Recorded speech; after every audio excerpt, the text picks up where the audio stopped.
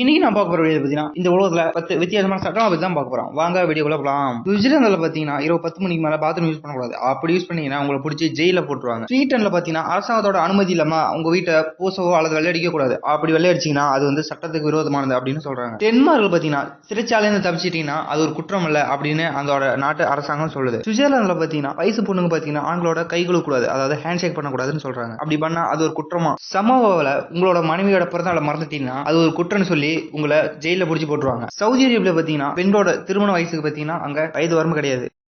பிரான்ஸ்ல பாத்தீங்கன்னா ரயில் பாதைகள்ல முத்தமிடுவது சட்டவிரோதம் சொல்றாங்க. அப்படி ஏதாச்சும் வேலை பார்த்துக்கிட்டீங்கன்னா உங்களை போலீஸ் வந்து அப்படியே தூக்கிட்டு போயிருவாங்க.